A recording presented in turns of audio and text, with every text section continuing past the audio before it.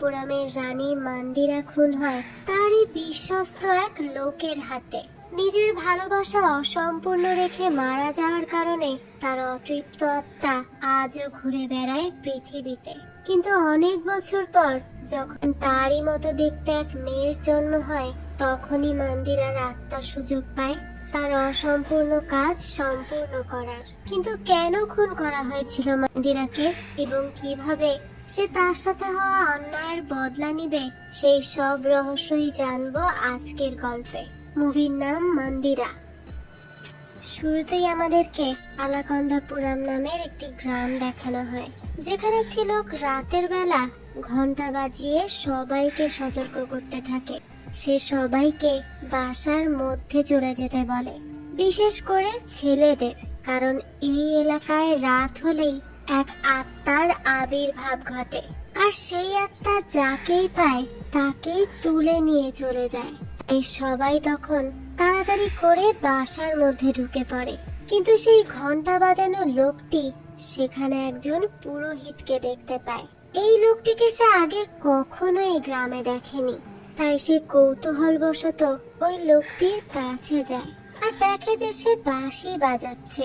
লোকটি তখন ওই পুরোহিতের কাছে গিয়ে তাকে বলতে থাকে সে যেন এমন করে বাঁশি বাজানো বাদ দিয়ে দ্রুত কোথাও গিয়ে লুকিয়ে পড়ে, কারণ ওই আত্মা যে কোনো সময় চলে আসবে। তো সেই কথাটা বলতে না বলতে হঠাৎই সেখানে অদ্ভুত শব্দ শুনতে পাওয়া যায় আর অনেক বেশি বাতাস হতে থাকে, যেটা দেখে ভয় পেয়ে লোকটি দ্রুত সেখান থেকে চলে যায়। কিন্তু দেখা যায় সেই পুরোহিত সেখানেই বসে থাকে আর কিছু একটা বুঝতে পেরে তাড়াতাড়ি করে তার পরিধেয় কাপড়ের উপরই একটি ছবি আঁকে।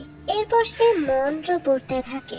তখন দেখা যায় ওই আত্মাটি আবারও ফিরে চলে যায়, যেটা দেখে তো সেই গ্রামের সবাই খুব খুশি হয় আর সবাই মিলে বাইরে বেরিয়ে আসে। এরপর বলতে থাকে যে এই পুরোহিত তো তাদের এই ভয়ঙ্কর আত্মার হাত থেকে বাঁচাতে এসেছে।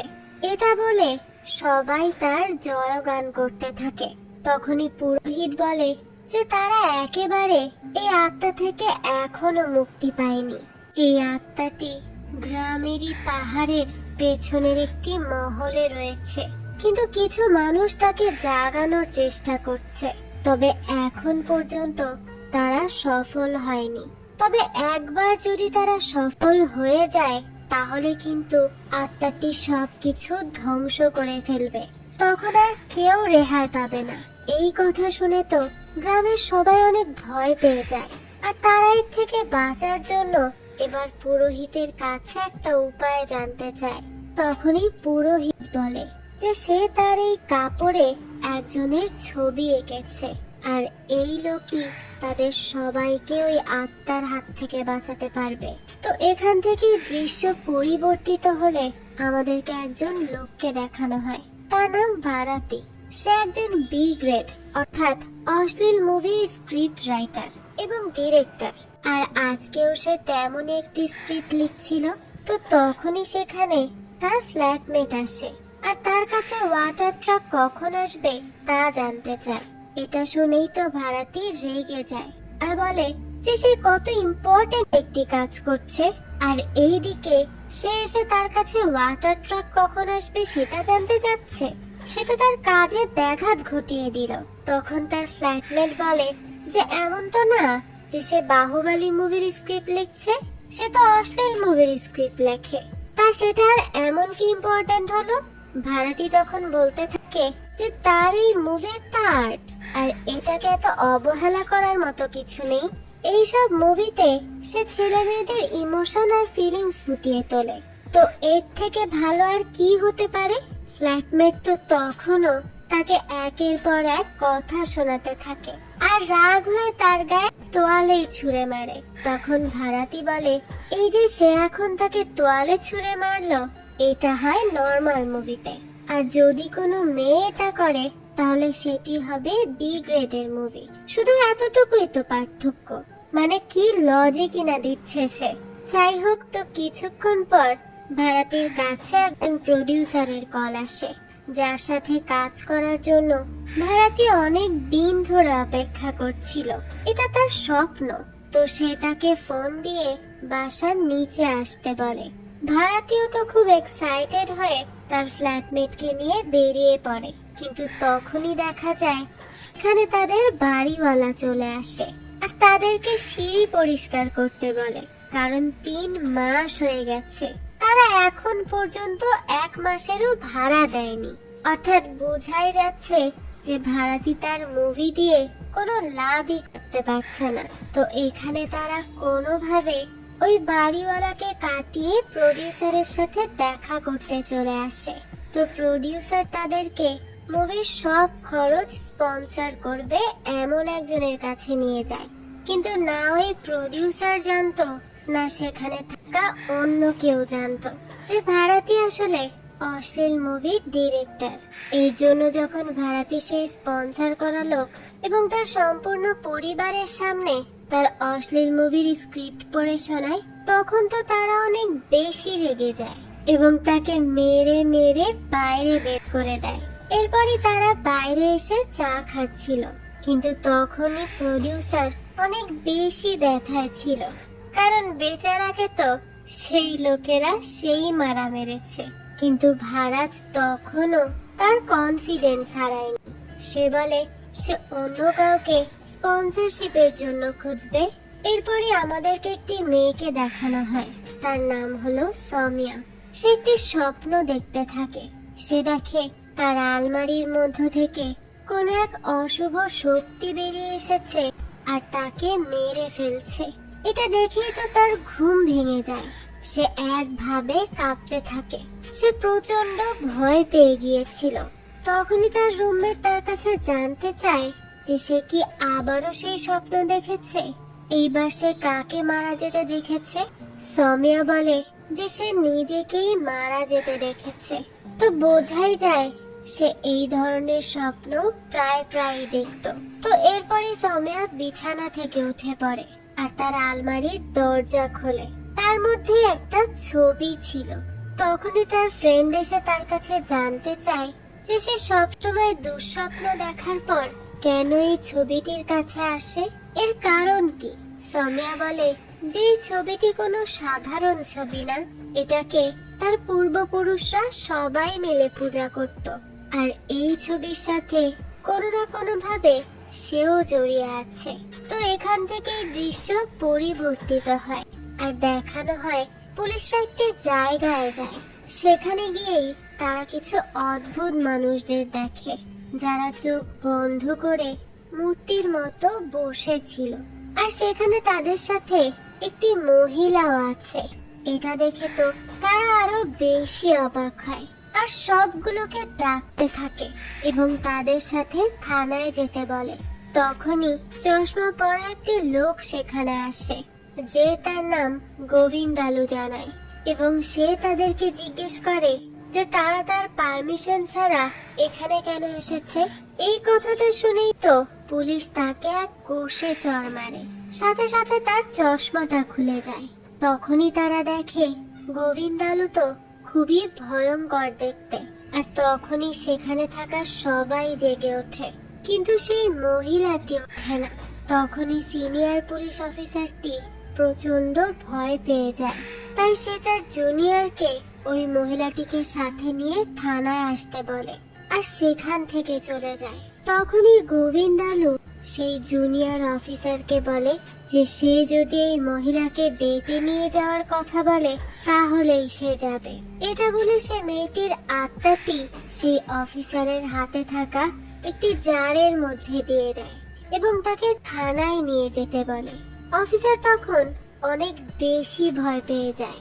এরপরই দেখানো হয় ভাড়াটিকে। তার কাছে আবারও সেই প্রডিউসার আসে আর বলে যে তাদের মুভির জন্য তার কাছে একজন প্রডিউসার আছে, কিন্তু তার একটি শর্ত হলো যে সেই মুভির হিরো হবে। আর একটা শর্ত হচ্ছে সেই প্রডিউসার তার কাছে টাকা পায়। এর জন্যই সেখানে তাদেরকে একাই যেতে হবে। ভাড়াটিও এবার তার কথা মেনে নেয় এরপরই প্রডিউসার তাকে একটি ক্লিনিকের অ্যাড্রেস দেয়। এই ক্লিনিকটি ছিল ছেলেদের গোপন রোগ নিরাময় নিয়ে, আর সেখানে রিসেপশনিস্ট ছিল ভারতীর গার্লফ্রেন্ড, আর তার গার্লফ্রেন্ড হলো সৌমিয়া। তো সৌমিয়া যখন দেখে ভারতী এখানে এসেছে, তখন তো সে লুকিয়ে পড়ে তার এখানে আসার কারণ জানার জন্য। ভারতী তখন সেখানে এসে বলে যে সে এখানে একজনের সাথে দেখা করতে এসেছে। এরপরে সে ফর্ম ফিল আপ করে আর লবিতে গিয়ে বসে। তখনই তার গার্লফ্রেন্ড মনে করে যে ভারতীরও হয়তো কোনো গোপন রোগ আছে, এই জন্যই সে এখানে এসেছে। তো ভারতী বসে থাকলে হঠাৎই তার পাশে অ্যাক্টর পুষ্পাকে দেখতে পায়। এই অ্যাক্টরকেই তো সে তার মুভির জন্য খুঁজছিল। তাকে পেয়ে সে তাকে তার মুভির অ্যাক্টর হওয়ার জন্য অনুরোধ করতে থাকে, কিন্তু প্রথমে তো সে তার কথায় রাজি হয় না। তবে কিছুক্ষণ পরই দেখা যায় পুষ্পা ডাক্তারের সাথে দেখা করলে ভারতীয় তার পেছন পেছন আসে। আর তখন তো পুষ্পা তার সমস্যার কথা লজ্জায় বলতেই পারছিল না। তখন সে ভারতীকে বলে যে সে যদি তার সমস্যাগুলো নিজে ডাক্তারের কাছে বলে তাহলে সে তার মুভি করবে। আর তখনই ভারতীকে বাধ্য হয়ে তার কথা মতো কাজ করতে হয়। কিন্তু যখন সে বেরিয়ে আসে তখনই তার কাছে চলে আসে সৌমিয়া, আর সে তাকে বলে যে সে এখানে কোন সমস্যা দেখানোর জন্য এসেছে যা সে জানে না। ভারতী তাকে বলে যে সে তো আসলে মুভির প্রডিউসারের সাথে কথা বলতে এসেছে। তখন সৌমিয়া তাকে বলে যে এটা কোনো জায়গা হলো কাজ ডিসকাস করার, আর এই ডাক্তার তো ফেক, তাই তার যত তাড়াতাড়ি সম্ভব এখান থেকে চলে যাওয়া উচিত। ভারতীয় তখন তার কথা শুনে বেরিয়ে আসে, আর এরপর সে পুষ্পার সাথে দেখা করে। পুষ্পা তাকে বলে যে সে প্রডিউসারও হবে।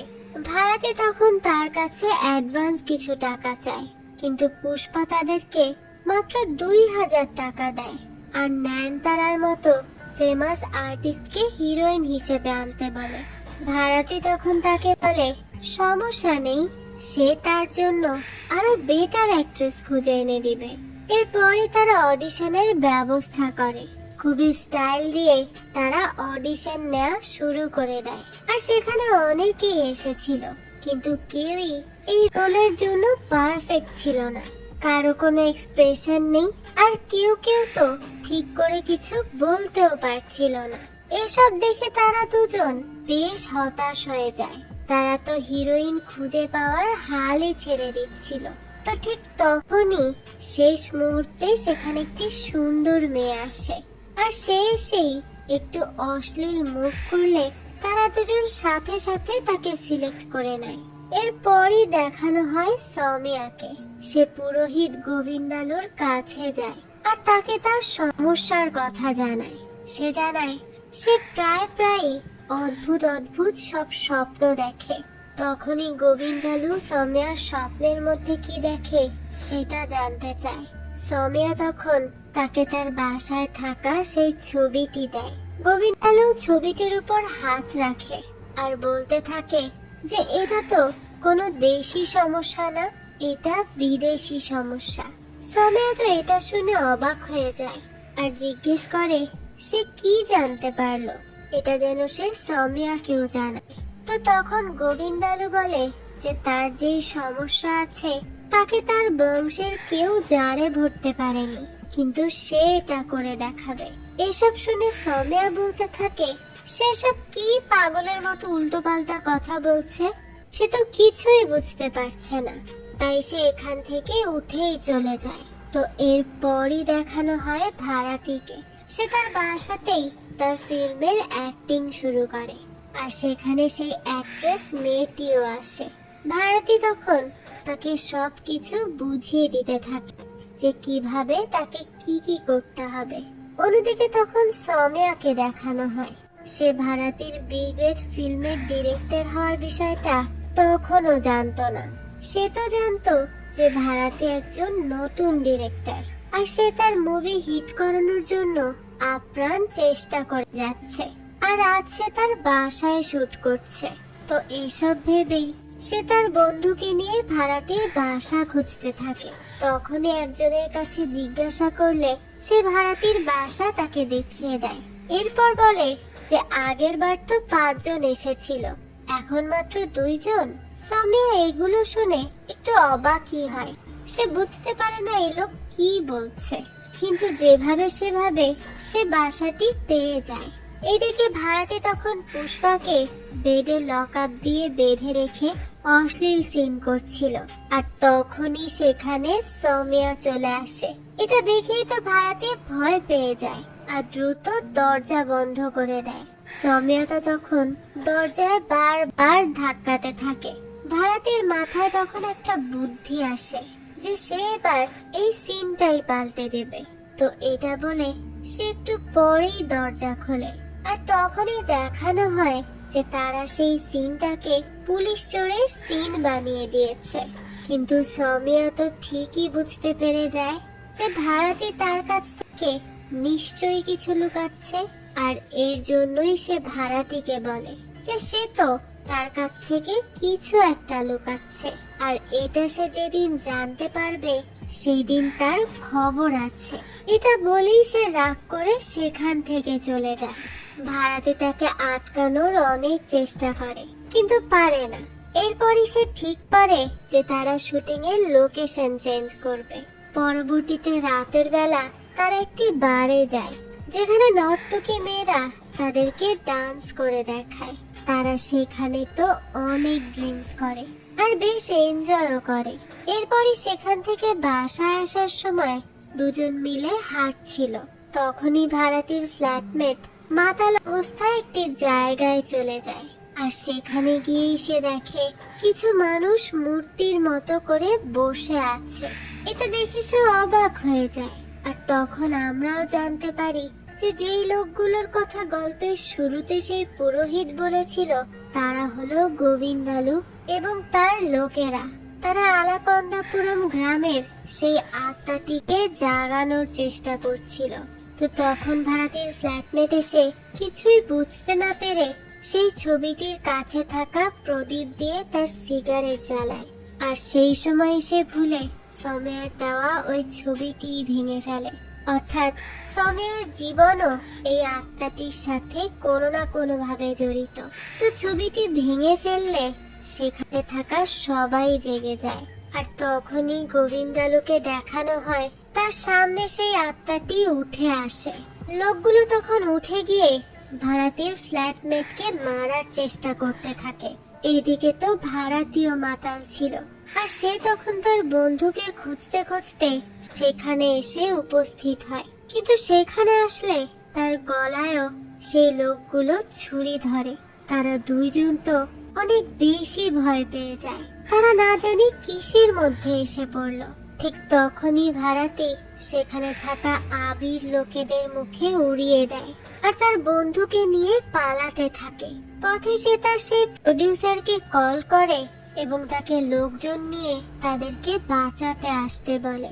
কিন্তু প্রডিউসার ভাবে যে ভাড়াটি তার বাচ্চাদের নিয়ে কোনো শো দেখার জন্য আসতে বলেছে, আর এতে তো ভাড়াটি খুবই রেগে যায়। আর সেই সময় আবার প্রডিউসারও তার পেছনে লোকজনকে দৌড়াতে দেখে সেখান থেকে পালিয়ে যায়। অনেকক্ষণ দৌড়াদৌড়ি করার পর তারা একটি মোড়ে গিয়ে পড়ে আর সবাই তাদেরকে ঘিরে ধরে। তখনই তারা দুজন দুটি লাঠি নেয় আর তাদেরকে বেধড়ক মারতে থাকে। এরপর কোনো মতে ওখান থেকে পালিয়ে বাসায় চলে আসে। আর এখানে এসে তারা বাইরে দেখে বন্যা হচ্ছে। তখন এই ভাড়াটি তার বন্ধুর উপর রাগও করেছিল যে তার জন্য তো আছে মরতে বসেছিল। তার বন্ধু তখন তাকে শান্ত হতে বলে আর তাকে তারা না মদের বোতল দিয়ে বলে যে তারা এখন পার্টি করবে। তো তাদের দুইজনেরই বেশ ভয় লাগছিল, কিন্তু কোনোভাবে যা হয়েছে মাথা থেকে ঝেড়ে ড্রিঙ্ক করা শুরু করে তারা। কিন্তু ভাড়াটি বেশিরভাগ মদ খেয়ে নেয় আর তখনই সেখানে লাইটও চলে যায়। সে সময় ফ্ল্যাটমেট মোমবাতি জ্বালায়, কিন্তু দেখা যায় অন্য রুম থেকে একটু অদ্ভুত আওয়াজ শুনতে পায় সে। এটা সে একদম মাতাল হয়ে যাওয়া ভারতীকেও শোনায়। ভারতী তখন উঠে দাঁড়িয়ে সেই রুমের দিকে তার জুতো ছুঁড়ে মারে, কিন্তু তার পর মুহূর্তেই দেখা যায় জুতোটি ফিরে এসে তার ফ্ল্যাটমেটের গায়ে লাগে। এরপর ভারতী আর একটা জুতো মারলে সেটিও ফিরে এসে তার ফ্ল্যাটমেটেরই গায়ে লেগে যায়। এখন তো তারা দুজনই ভয় পেয়ে ওঠে যে এটা কিভাবে সম্ভব। তাই তারা ধীরে ধীরে সেই রুমে যায় আর কে আছে তা দেখার চেষ্টা করে। তখনই একটি অশুভ শক্তি এসে তার ফ্ল্যাটমেটকে টেনে রুমের মধ্যে নিয়ে চলে যায়। তারা তো তখন অনেক বেশি ভয় পেয়ে গিয়েছিল। ভারতী কোনোভাবে তাকে বাঁচিয়ে সেখান থেকে পালাতে থাকে, কিন্তু সিঁড়ির নিচেই তখন তারা একটি রক্তাক্ত দেহ পড়ে থাকতে দেখে। আর যখন তারা নিচে নামতে যায় তখনই দেখা যায় লাশটি তাদের দিকে তাকায়। এরপরে তারা যখন পা ফিরিয়ে নেয় সেটিও মুখ ফিরিয়ে নেয়।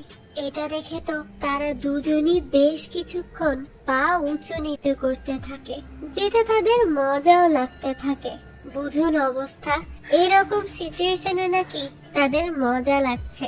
আর ঠিক তখনই তাদের সামনে একটি আত্মা চলে আসে। তারা তো আবারও ভয় পেয়ে বাসার মধ্যে চলে যায়, কিন্তু তখনই তারা পেছনে সেই রুমের দিকে তাকাতেই প্রচন্ড ভয় পাচ্ছিল। এই জন্য অন্যদিকে ফিরেই দাঁড়িয়ে থাকে। তো সেই সময় আবার আমাদের সমিয়াকে দেখানো হয়। সে আবারও স্বপ্ন দেখে, যেখানে সে দেখে যে ভারতী আর তার ফ্ল্যাটমেট মারা গেছে। এটা দেখেই তো সে খুব ঘাবড়ে যায়। এই জন্য সে দ্রুত তার স্কুটার নিয়ে তখনই তাদের কাছে চলে আসে।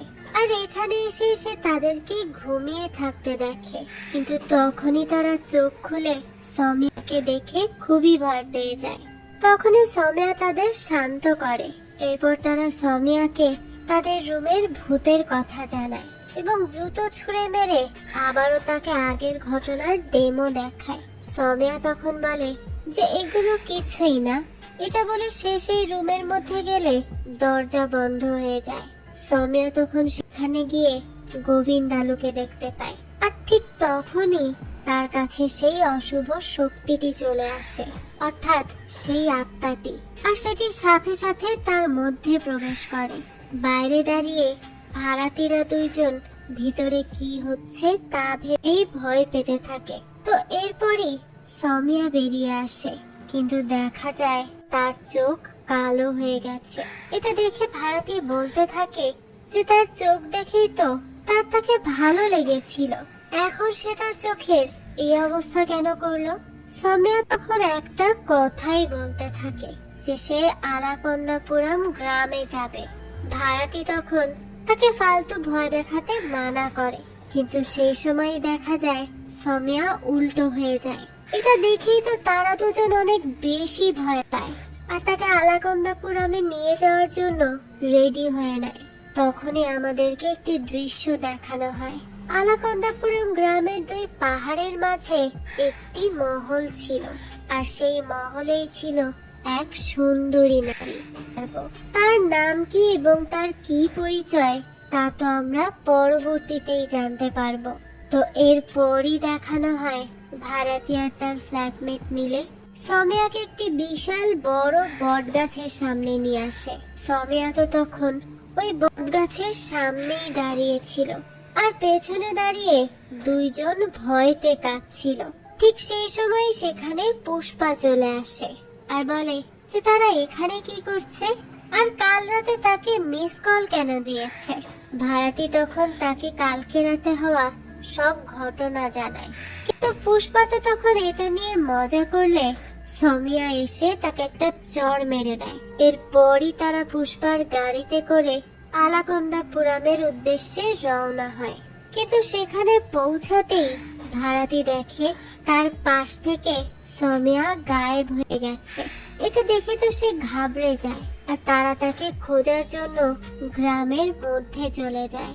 আর সেখানে থাকা জঙ্গলের মধ্য দিয়ে গিয়ে তারা সমিয়াকে খুঁজতে থাকে। তখন সেই গ্রামের একটি বোবা লোক তাদের দেখে এবং তাদেরকে সামনে যেতে মানা করতে থাকে, কিন্তু তারা তো তার কথায় পাত্তাই দেয় না আর নিজেদের মতো এগিয়ে যেতে শুরু করে। তখন ওই বোবা লোকটি গ্রামের সবাইকে যে এই কথা জানায়, কিন্তু তারা কেউই তো তার কথা বুঝতে পারছিল না। আর ঠিক তখনই দেখা যায় সুদসায়ের নামের সেই ঘন্টা বাজানো লোকটি এসে তার কথা শুনে বুঝতে পারে। আর তখন সে অনেক বেশি ঘাবড়ে যায় আর বলে যে 3 জন লোক এখানে এসে সেই মহলের মধ্যে যাচ্ছে, তার মানে তারা সেই আত্মাটিকে মুক্ত করে দিবে আর সেই আত্মা সবকিছু শেষ করে দিবে। গ্রামের সবাই তো তখন অনেক বেশি ভয় পেয়ে যায় যে এবার না জানি তাদের সাথে কি হতে চলেছে। তো এইদিকে সমিয়াকে দেখানো হয় সে সেই পরিত্যক্ত মহলের কাছে যায় আর সেখানে দরজা খোলে। তাকে খুঁজতে খুঁজতে তারা 3 জন সেখানে চলে আসে। এবার তারাও সেখানে প্রবেশ করে। এরপরই তারা 3 জন 3 দিকে ভাগ হয়ে যায় আর সমিয়াকে খুঁজতে থাকে। তখনই ভাড়াতি তার সামনে একটি সিংহাসন দেখতে পায় যার উপর একটি লোকের মূর্তি বসেছিল। অন্যদিকে পুষ্পা একটি ছবিতে একজন মহিলাকে দেখে আর এটা দেখে বলতে থাকে যে সে তো খুব হট, সে তার মুভির নায়িকা হলে খুব ভালো হতো।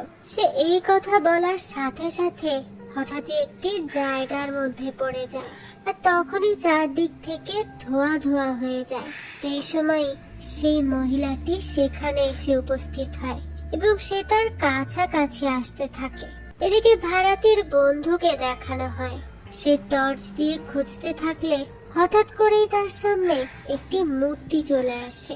এটা দেখেই তো সে ভয় পেয়ে যায়।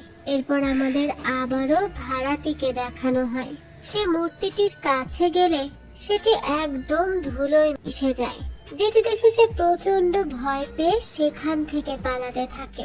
আর তখনই সমিয়াকে দেখতে পাই আমরা সে একটি কফিনের সামনে চলে যায় আর কিছু একটা জাদু করতে থাকে। তবে পরপরই সে অজ্ঞান হয়ে সেখানেই পড়ে থাকে।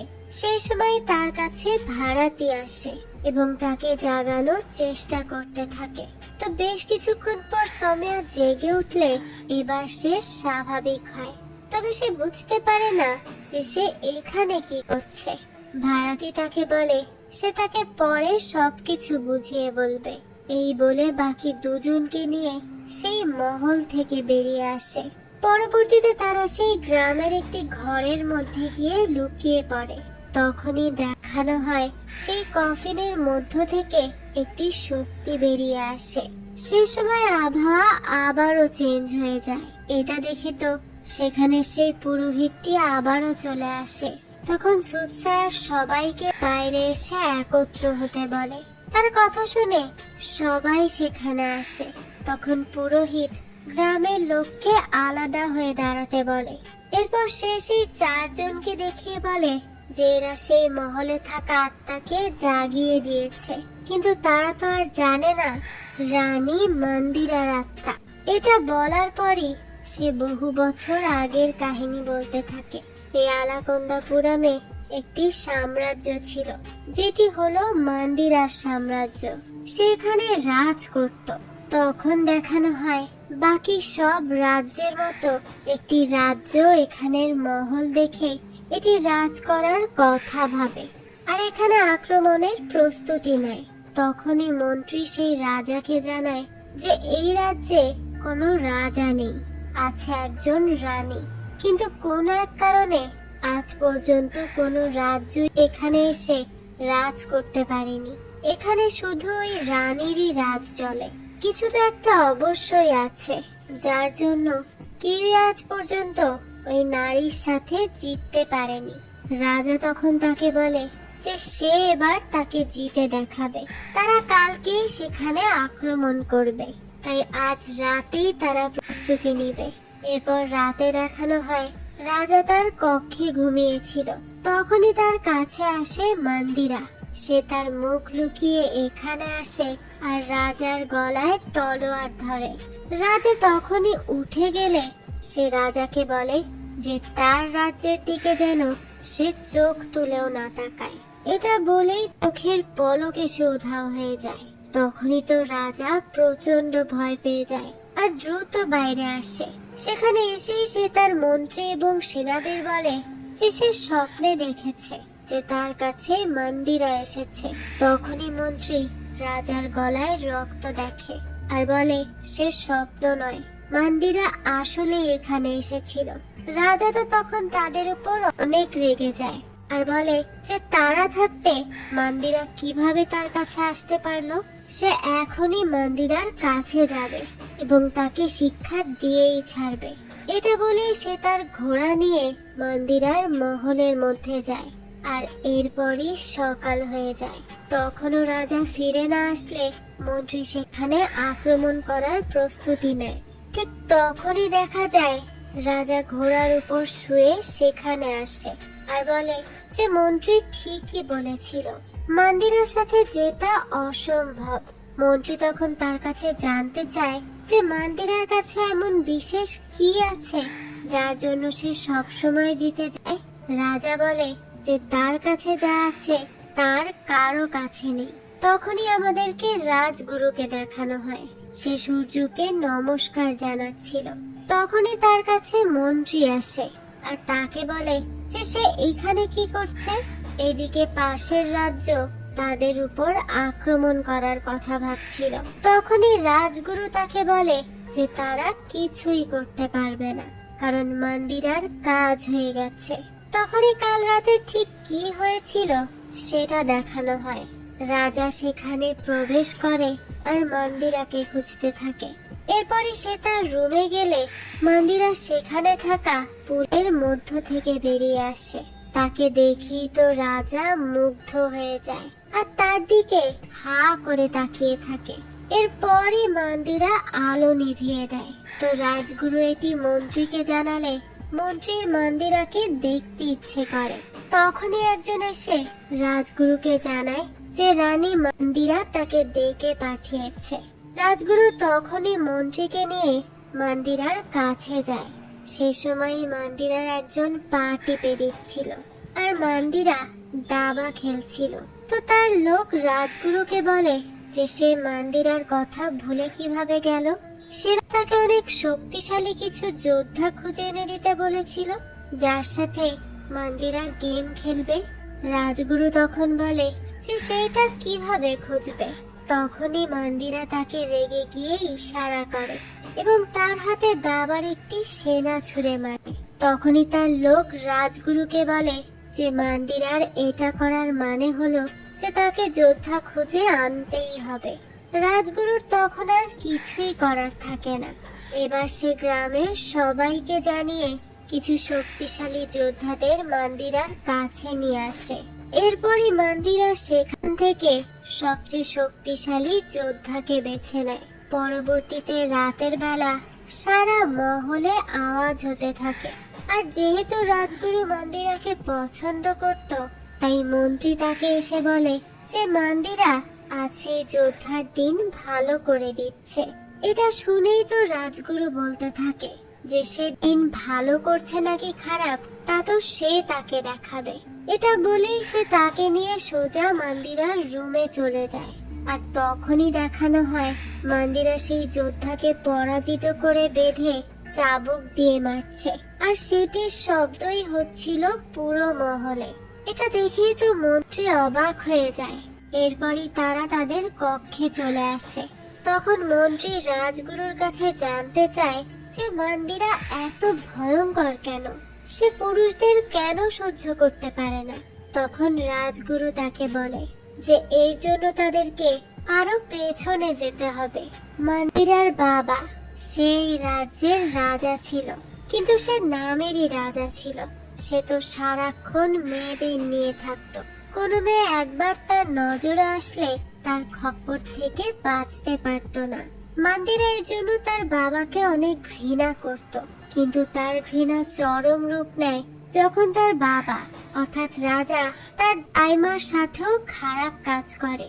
যেই দাইমা তাকে মানুষ করেছে তাকে এভাবে দেখে সে আর সহ্য করতে পারেনি। তাই সব সময় সে তার বাবার থেকে প্রতিশোধ নেওয়ার সুযোগ খুঁজত। এরপরই দেখতে দেখতে অনেক বছর হয়ে যায়। রাজারও বয়স হয়ে যায় অনেক। সে তখন প্রায় সময়ে অসুস্থ থাকত। তারপরও তার অভ্যাস যায় না। সে তখনও মেয়ে খুঁজে বেড়াতো। কিন্তু তার এই অসুস্থতার সুযোগেই মান্দিরা গ্রামের সব পুরুষের উপর বদলা নিত, কারণ সে মনে করত যে সমস্ত পুরুষই একরকম। সে গ্রামের সব পুরুষকে তার লোকেদের দিয়ে মার খাওয়াতো। তো এরপরই একদিন দেখানো হয় মান্দির একটি লোককে তার পোট্রেট আঁকার জন্য ডাকে। সে তো খুব ভয়ে ভয়ে তার ছবি আঁকতে থাকে, তবে দেখা যায় ছবিটা খুবই সুন্দর হয়।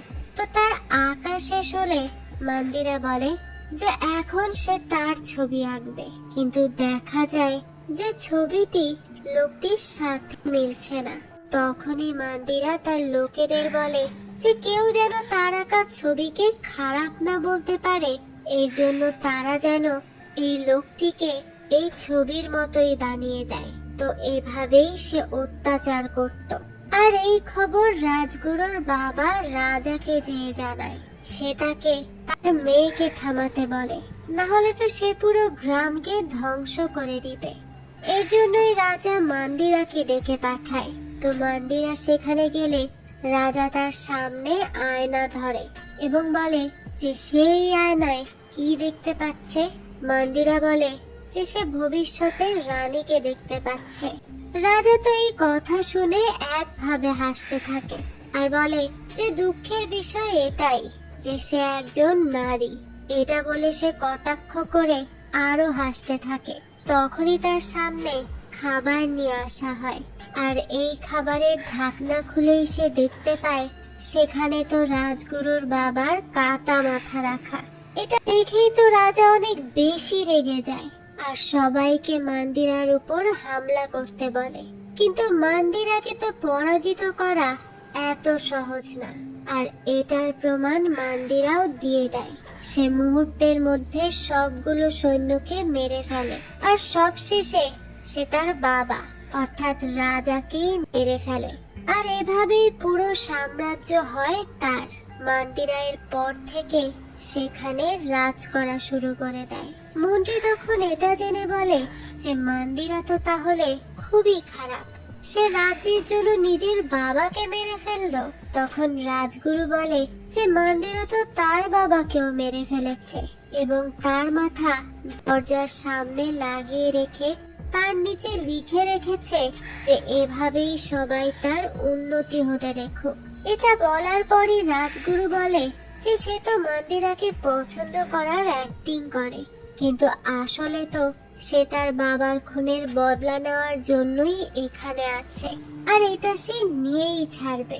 এরপরই দেখানো হয় পরদিন সভায় সেখানে মন্ত্রী আর রাজগুরু মিলে কারো আসার অপেক্ষা করছিল, আর মান্দিরা সিংহাসনে বসে গান শুনছিল।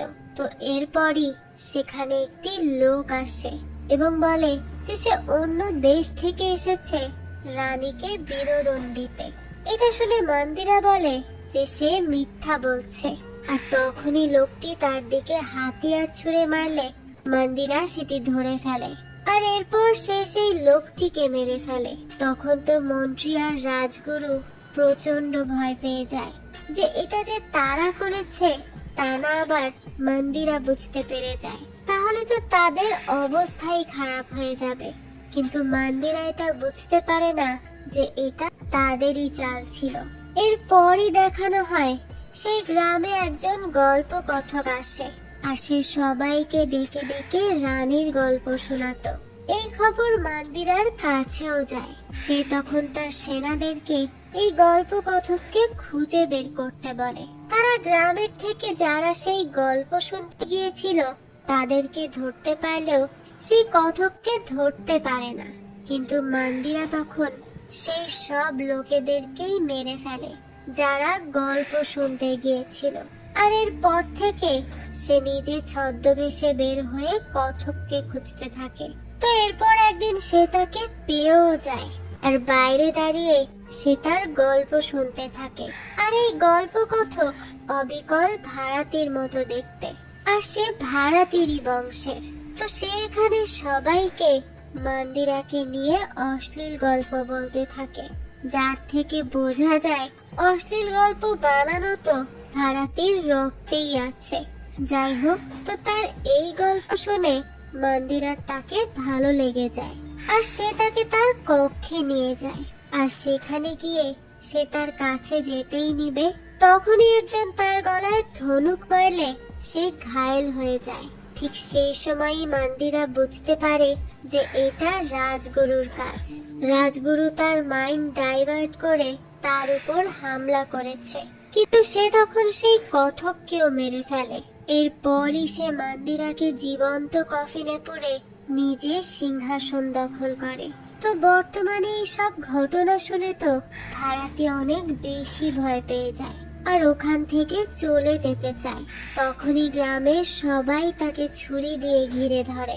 সেই পুরোহিত তখন তাকে বলে যে তার এত ভয় পাওয়ার কারণ নেই, সেই পারবে এই গ্রামকে মন্দিরার খপ্পর থেকে বাঁচাতে। সে আরো বলে যে সেই অমাবস্যার রাতে একটি অনেক বড় রিচুয়াল করবে, তারপর ভারতীকে যা করতে হবে সে বলে দিবে। আর এটা তাদেরকে মন্দিরার রাগ সর্বোচ্চ সীমায় ওঠার আগেই করতে হবে। এটা বলেই তারা রিচুয়ালের প্রস্তুতি নেয় এবং রিচুয়াল শুরুও করে দেয়। সে তখন তাদের কাছে সিলভার ল্যাম্প চায়, কিন্তু তারা তাকে পিতলেরটা দিয়ে দেয় আর বলে যে সিলভার ল্যাম্প আনতে তাদেরকে অনেক দূরে যেতে হবে। এখন সে তাই যেন এই দিয়েই কাজ চালিয়ে নেয়। পুরোহিত তখন মেনে নেয়। এরপর সে তাদের কাছে নারকেল চাইলে তারা অর্ধেক নারকেল দেয় আর বলে যে বাকি অর্ধেক দিয়ে তারা আচার বানিয়ে ফেলেছে। পুরোহিত তো তখন তাদের উপর চিল্লাতে থাকে যে তাদের মধ্যে তো কোনো সিরিয়াসনেসই নেই।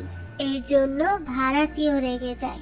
পুরোহিত তখন তাদের বলে যে তারা যেন একটু সিরিয়াস হয়, কারণ এটা তাদের এবং ভারতের জন্ম মৃত্যুর বিষয়। আর এখন সে যে ইনগ্রিডিয়েন্টের কথা বলবে সেটি তার লাগবেই লাগবে। সে বলে তার একজন কুমারী মেয়ের রক্ত লাগবে। এই কথা শুনে তো সবাই চুপ হয়ে যায়।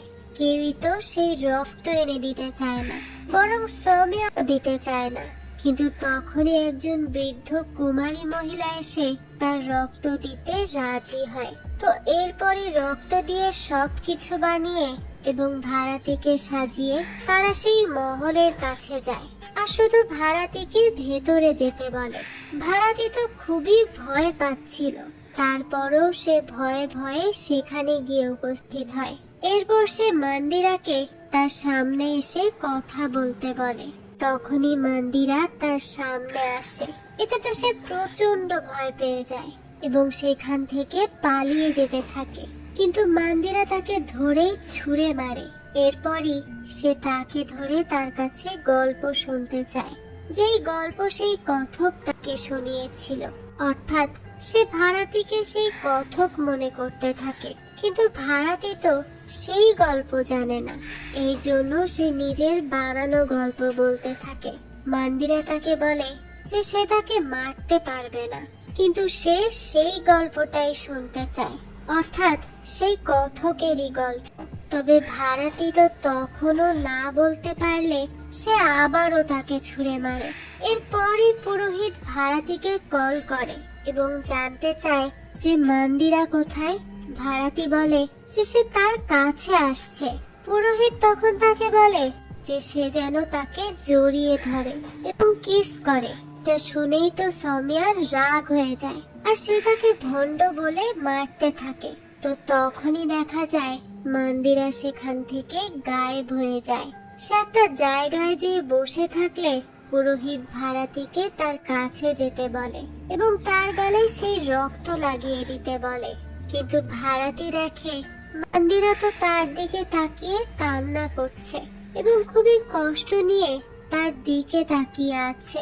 মন্দিরা তখন সেই কথকের সাথে কাটানো সেইটুকু মুহূর্তই মনে করতে থাকে। সেই কথকই ছিল তার প্রথম ও শেষ ভালোবাসা। সবাইকে তো সে তার রূপের ঝলক দেখিয়ে পাগল করত, সবাই তো তার প্রেমে মুগ্ধ হয়ে যেত। তবে সে সেই প্রথমবার কথকের প্রেমে পড়েছিল। সে তাকে পাগলের মতো ভালোবেসে ফেলেছিল, তবে দুর্ভাগ্যবশত তারা এক হতে পারেনি। সেই কষ্ট এখনো মন্দিরার ভেতর আছে। তো এই সব শুনে ভাড়াটিও তখন তার চোখের দিকে তাকায়, তাই সে আর ওই রক্ত তার গালে লাগাতে পারে না। কিন্তু তখনই দেখা যায় মন্দিরা নিজেই তার হাত থেকে তার গালে রক্ত লাগিয়ে নেয় আর আবারও কফিনের মধ্যে চলে যায়। এরপর ভাড়াটি বেরিয়ে আসে আর সৌমিয়াকে হাক করে। এরপরই তারা সেখান থেকে যেতে থাকে, কিন্তু পুরোহিত তো পেছনেই পড়ে যায়। আর তখনই সে পেছনে ঘুরতে গেলে তার সামনে মন্দিরার আত্মা চলে আসে। এবার সে তাকেই বশ করে ফেলে, অর্থাৎ সে এখনো শেষ হয়ে যায়নি। তো এই দৃশ্যের সাথে সাথে এই গল্পটারও এখানেই সমাপ্তি ঘটে।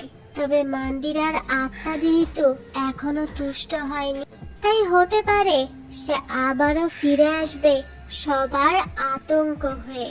আর এরপর সে কি তাণ্ডব চালাবে তা তো আমরা এর পরবর্তী সিজন আসলে তখনই জানতে পারবো। তবে এর পরবর্তী সিজন আদৌ আসবে কিনা তা এখনো বলা যাচ্ছে না। তবে যদি কখনো আসে তা আমি অবশ্যই আপনাদের জন্য এক্সপ্লেইন করার চেষ্টা করব। এই তো ছিল আজকের গল্প। তো মন্দিরার এই গল্পটি আপনাদের কাছে কেমন লেগেছে সেটা অবশ্যই আমাদেরকে কমেন্ট করে জানাবেন। যদি এতটুকু ভালো লেগে থাকে তাহলে একটি লাইক দিয়ে যাবেন। আর হ্যাঁ, আমাদের এই চ্যানেলে কিন্তু প্রতিনিয়তই নতুন নতুন ভিডিও আপলোড করা হয়। সেই সব ভিডিওর আপডেট পেতে আমাদের চ্যানেলটিকে সাবস্ক্রাইব করে বেল আইকনে অল দিয়ে রাখতে কিন্তু ভুলবেন না। আর একটা কথা, আপনার আমার মতো মুভি লাভারদের জন্য আমরা নিয়ে এসেছি সুলভ মূল্যে